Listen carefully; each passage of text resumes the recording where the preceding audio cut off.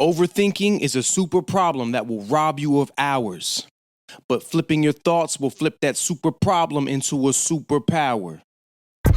Wisdom is this special power that we can access to see the unseen, to speak the unspoken, to touch the intangible. Wisdom is the power to turn overthinking into overachieving. What up, y'all? Thanks for pulling up to the Daily Bar podcast, where wisdom is what this podcast is all about. In every podcast episode, I'm always going to invite y'all to please follow me on my social media. Not only because I want you to be a part of the Daily Bar community, I want you to get the full Daily Bar experience. See, on my social medias is where several days throughout the week, all month long, I post a Daily Bar.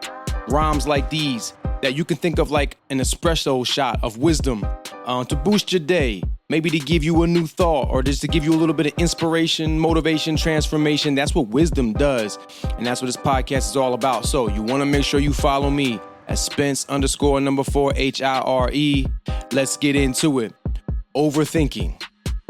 It's a super problem that will rob you of hours, but flipping your thoughts can flip that super problem into a superpower. Overthinking is when the very thoughts that should be working hard to serve us actually work against us. Overthinking can paralyze our pursuits. Overthinking can sabotage our strengths. Overthinking can demolish our dreams. Now, obviously, thinking is a necessary part of any endeavor. Thinking is a necessary ingredient in any success. But just like any recipe, too much of any ingredient can cause the desired result to turn out bad. It can ruin it. And overthinking can do the same thing to us, especially when the thoughts we overthink with are negative. In our very first episode, I talked about the power of positive thinking. So you might want to go back and check that episode if you haven't watched or listened to that yet. After you've listened to this one, it'll make a whole lot more sense. But in that first episode, I talked about something called the negative detector. And I talked about how we need to scan our thoughts with the negative detector to see if we need to permit them to be allowed to work in our mind.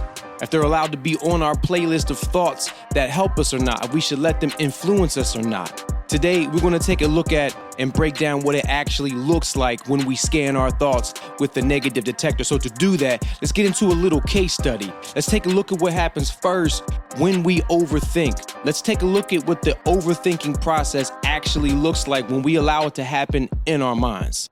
So please translate this hypothetical scenario into something that makes sense for you. But it's August, right? So I think a good example right now that we can do a case study on overthinking is the whole idea of going back to school.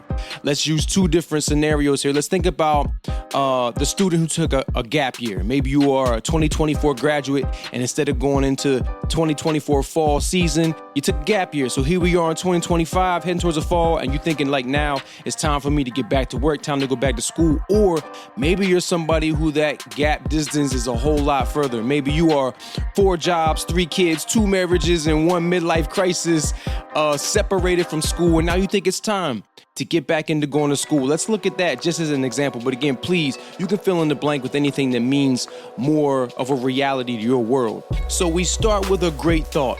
I should go back to school.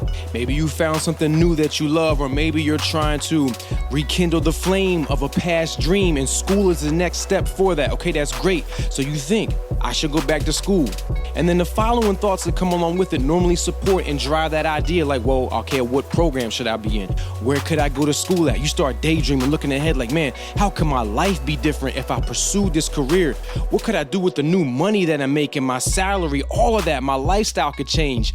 All of these things are great thoughts that follow along and build a nice long list. And this is where overthinking actually has the superpower, because you're driving enough thoughts to support and drive you into something. So even though this is a long list of thoughts, it's good because they're healthy. And there's probably another long list of ideas that are even smaller that support it, like, I wonder what the food on campus is like. So here's the catch.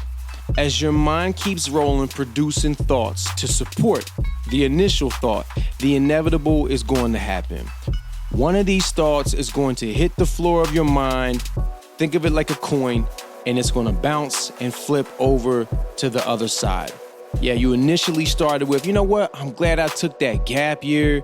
what I'm saying? It felt good to not be bound by deadlines and schoolwork and pressure. It was great.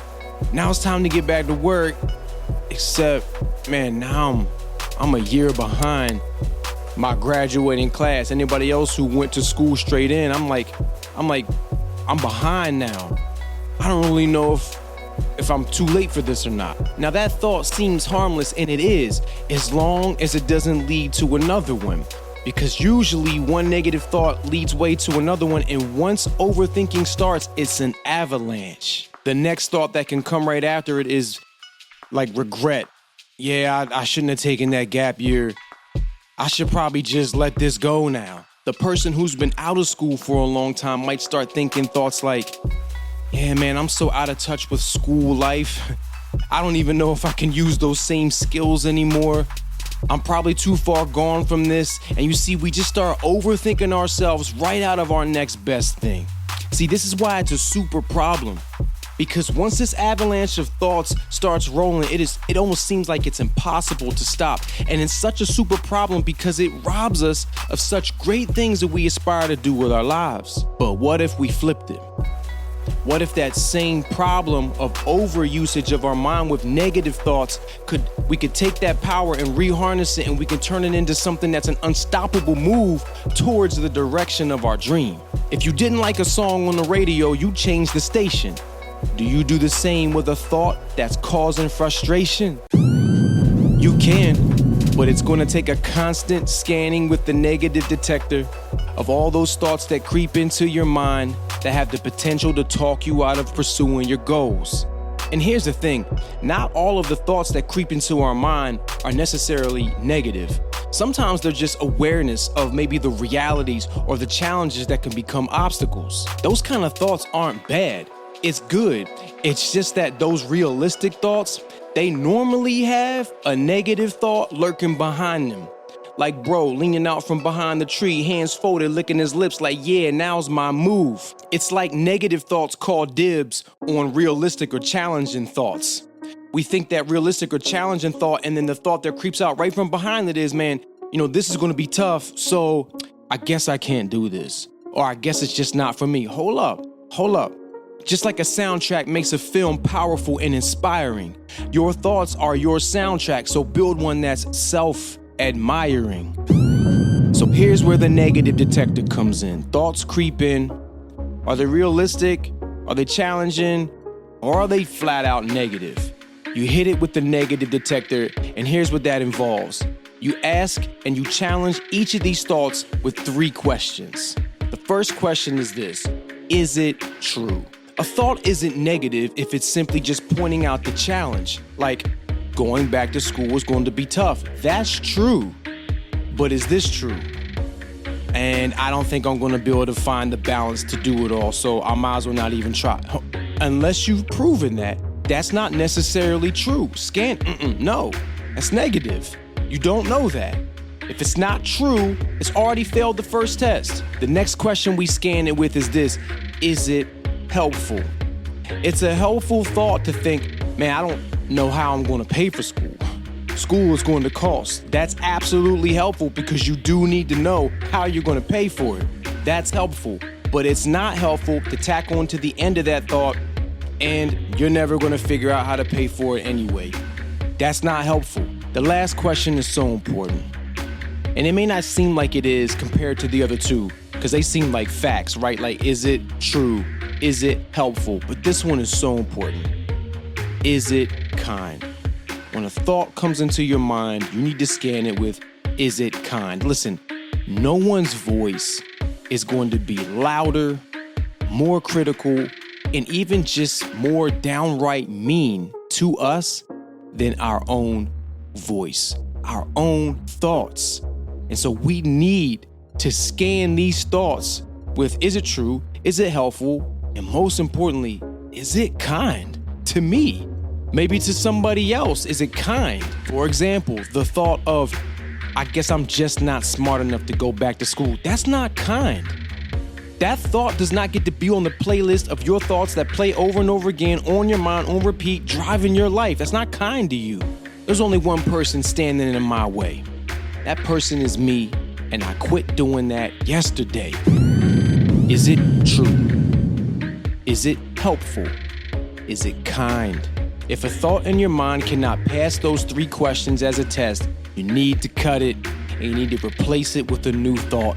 Flipping that super problem of overthinking into a superpower, it looks something like saying, yeah, going back to school is going to take time. And building a better relationship with my kids, that's going to take time. Or starting a business, that's going to take time. Yes, absolutely. But tacking on and you'll never find the time, or you're not good enough, or you're just not that person. That's not true. That's not helpful. That's not kind. Super problem, let's flip it. Superpower, yeah, it's going to take time, and I'm worth it. Yes, it's going to take time, and my kids are worth it. Yes, it's going to take me growing and changing, but I believe I can overcome any challenge. That is true. That is helpful. That is kind. It absolutely takes work to think like this, but positive and negative thoughts are like faith and fear. One leads, one lurks. Fear comes free. Faith takes work. Start scanning your thoughts with the negative detector. 3 questions. Is it true? Is it helpful? Is it kind? I want to give a big shout out to John Acuff and to the book Soundtracks. That's where I got these 3 questions from. Our thoughts are like a soundtrack that play in our mind. We build playlist of our thoughts, but you got to be intentional about it because our brain is always on shuffle, bringing us thoughts that aren't necessarily helpful for us. And once one hits, it can avalanche into the next. And now overthinking has become that super problem, but we can flip it into a superpower. We can tack on and build a playlist of positive reinforcing thoughts if we're intentional about it. So look, as always, I'm going to put the Audible link to his book in the description of the podcast. I'm always going to encourage you to do Audible. For me, myself, when I got the beats on, and if they're not playing beats, it's because I'm listening to a book most of the time, actively pursuing wisdom. Wisdom is something that we got to go after. So I highly invite you to use Audible as a way to take in wisdom when you're doing something else. Takes a lot of time to sit down and read a book. For those of you guys who are readers, get the physical book, but I'm always going to supply you with the Audible link. Guys, listen, thank you so much for always stopping in and being a part of the Daily Bar community, making wisdom a priority. If the podcast means something to you, if you like it, please rate it. That helps boost it to the top so people can help find it. Share it with somebody who needs wisdom. We all need wisdom. So I would appreciate it a lot. Remember, make sure you follow me on my socials at Spence_4 HIRE. I'm going to see y'all in September, but always keep an eye on your notifications. You never know, I might hit y'all with a bonus episode. Might do it this month. All right, until then, next episode, y'all have a good one.